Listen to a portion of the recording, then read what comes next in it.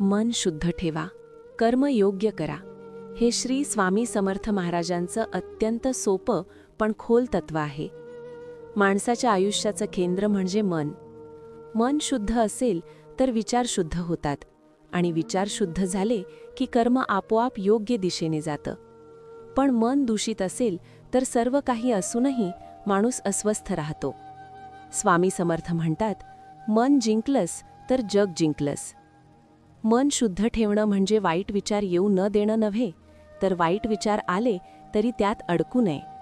राग, द्वेष, मत्सर, लोभ, अहंकार हे विचार प्रत्येकाच्या मनात येतात, पण जो त्यावर नियंत्रण ठेवतो तोच खरा भक्त असतो, कारण विचारांचंच रूपांतर कर्मात होतं.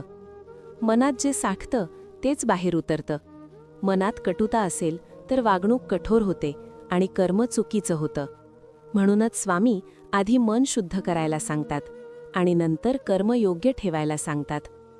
कर्म म्हणजे फक्त पूजापाठ नव्हे. कर्म म्हणजे आपण आईवडिलांशी कसं वागतो, गरजूची मदत करतो का, प्रामाणिकपणे काम करतो का, सत्याचा आधार घेतो का, हे सगळं. स्वामी म्हणतात, देव मंदिरात नाही, तो तुझ्या वागण्यात आहे.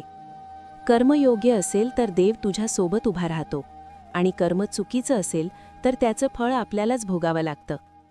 अक्कलकोट जवळील एक भक्त फार दुःखी होता. तो रोज स्वामींच्या दर्शनाला येऊन आपलं दुःख सांगायचा.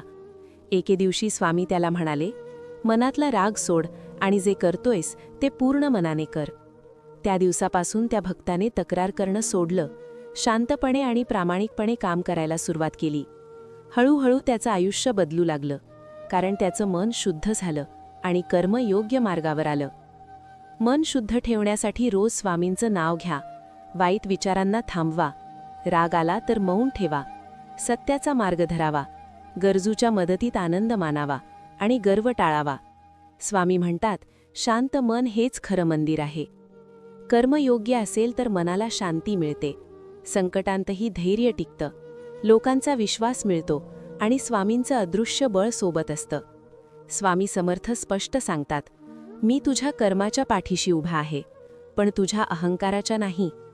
म्हणून आयुष्यात सुख, शांती आणि स्वामींचा आशीर्वाद हवा असेल तर एकच मार्ग आहे, मन शुद्ध ठेवा आणि कर्म योग्य करा. बाकी सर्व जबाबदारी स्वामी समर्थ स्वतः घेतात. जय जय स्वामी समर्थ.